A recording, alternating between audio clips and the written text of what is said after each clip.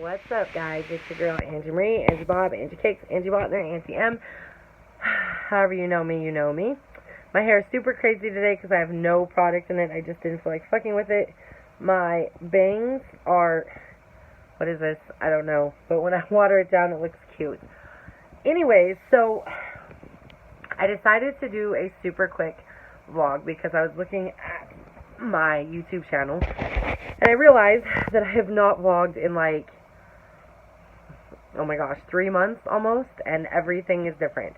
So my last vlog was done a week before some life-changing events.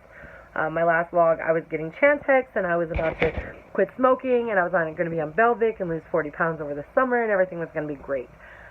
And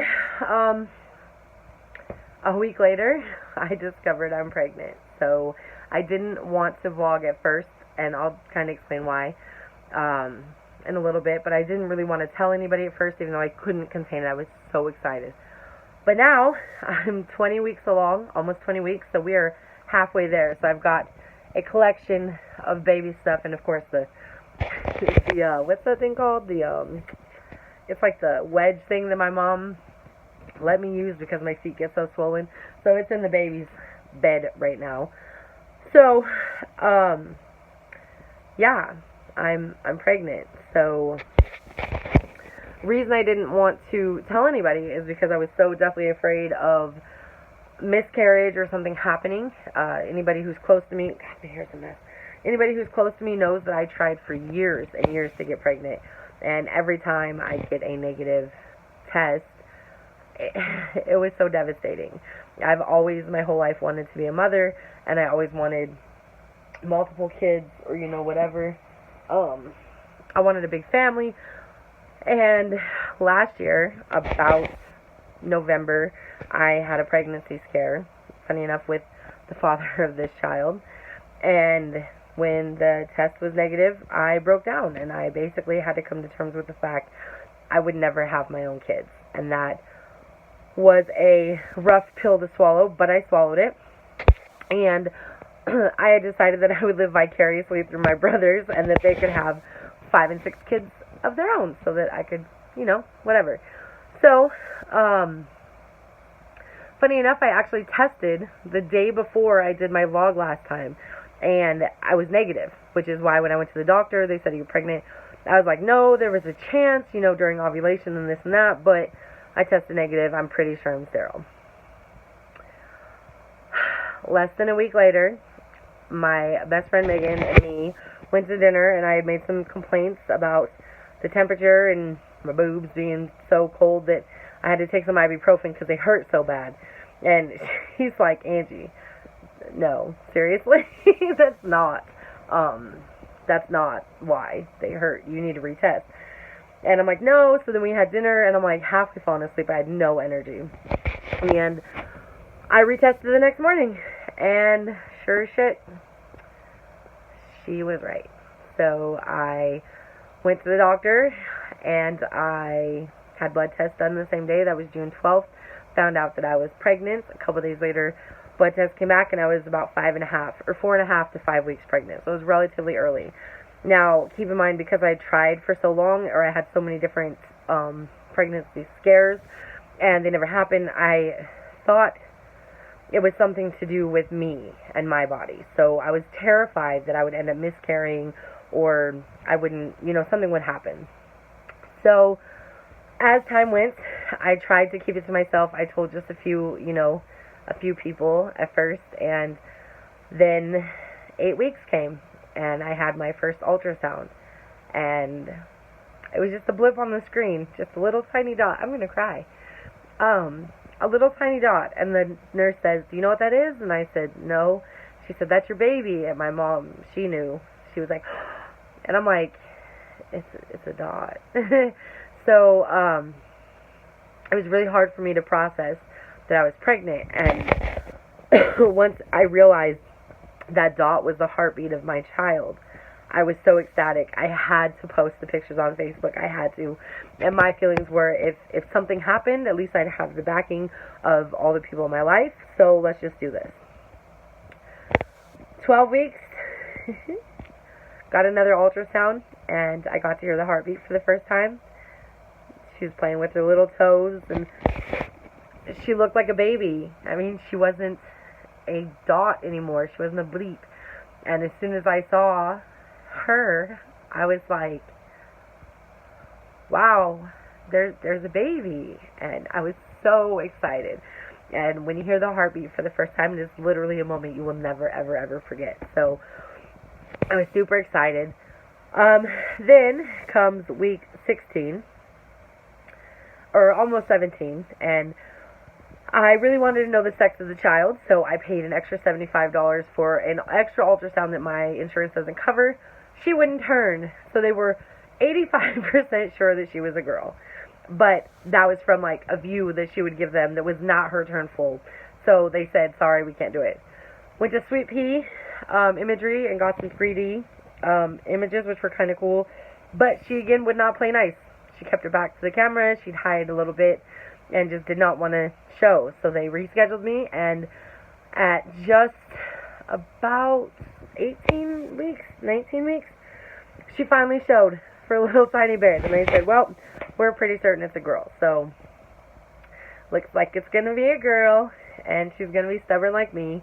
Tomorrow I have my 20-week appointment, which is like technically when I would have found out anyway, so I could have just waited, but I was too excited. I couldn't. So, yeah, I'm having a little girl, and I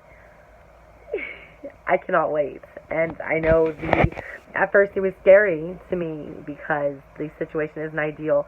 I offered the father of the child a place in her life, a place in the pregnancy, all those little joys that, he doesn't get to feel what I get to feel because I'm carrying her. So the joys of hearing your baby's heartbeat, seeing your child, all of that things are they're things that you just cannot replace. And I will never in my life have that same satisfaction.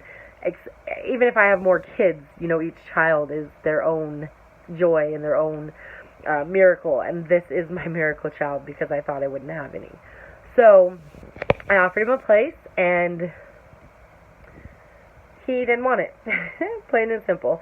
I don't really know how to explain it. I won't trash talk him. I won't talk about, his character or what he really is or how he convinced me that he wasn't what he is, because I'm classier than that, and one day my child might watch these, and talking about her father will never be something I do in front of her. But he did make the choice that it was too much for him to handle, or whatever reason, and he's not a part of the picture, which was hard for me at first. It was terribly hard for me. When I had Deshaun, Marcus was around, and he was there, and he helped, and, he'd carry things, and there was so much. Pregnancy makes me super emotional too. But anyways, there's so much joy in sharing the creation, I guess you could say, of her little life. That would have been nice to share with her father. But what hits me the hardest is, how do you walk away? Honestly. I mean, I had the option to. I could have had an abortion, right? Like, it's an option. And this is my child. This is his child. And he couldn't. So, or he could just walk away. And I don't get that. I don't understand that. But neither here nor there. There are some things that are a little bit scary, not having the father around. Especially like in my family. Like, I've said this to 100 different people. Some people don't have any good parents. Some are fortunate enough to have one good parent. I'm truly blessed because I have both of my parents here, and they're not both mediocre or one's good and the other's okay. Both of my parents are amazing. I could not imagine my life without both my mother and my father here. So to think about raising a little girl and her not have that connection or that bond with her father, not have that person you could go to, when you can't talk to mom, you got to go to dad.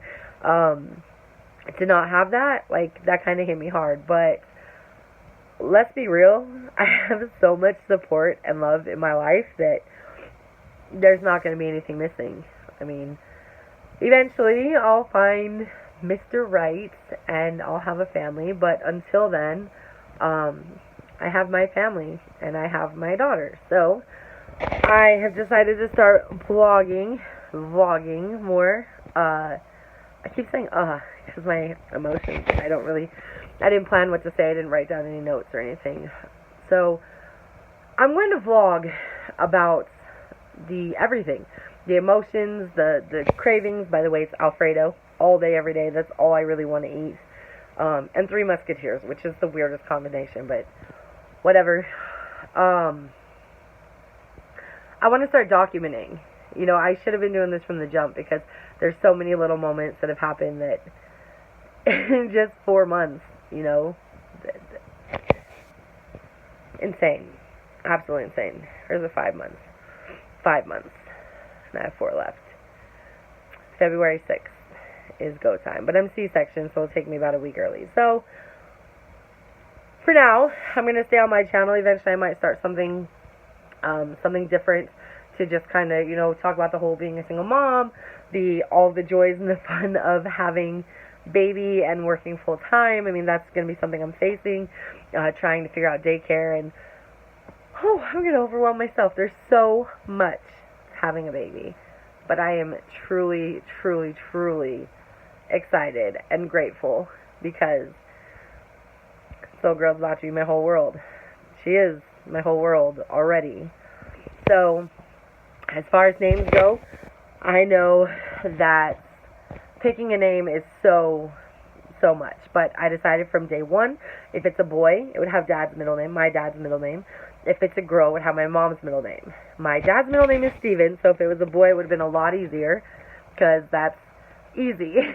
Steven is such a nice middle name, because it's just good with anything you put it with. My mom's middle name, Mona Lisa. So that makes it a little tricky because Mona Lisa is such a unique middle name that I feel really had to have something just as gorgeous to match it. And at first I thought about Evelyn. That didn't last long. And then Vivian came along, and I really liked the name Vivian. I like the V's, I like the Z's, I like all of that. So I was set on V, or for Vivian. And then one day, like 2 weeks ago, my dad, and I have no freaking idea where he got this from, he popped off and said, "What about Sabrina?" Like Sabrina, but with a Z, right? And I'm like, Sabrina Mona Lisa Botner. Oh my god. Sabrina Mona Lisa Botner. I love it. So, hoping Dad doesn't come up with any better names, because that is perfect. I really, really, really love the name Sabrina Mona Lisa. So, it's very unique, it's gorgeous, it's powerful, it's everything I'd want in a name. So, for now, for good, I hope. I say I hope because there's so much time left that, you know, things could change like crazy. But Sabrina, I think, is what we're going with.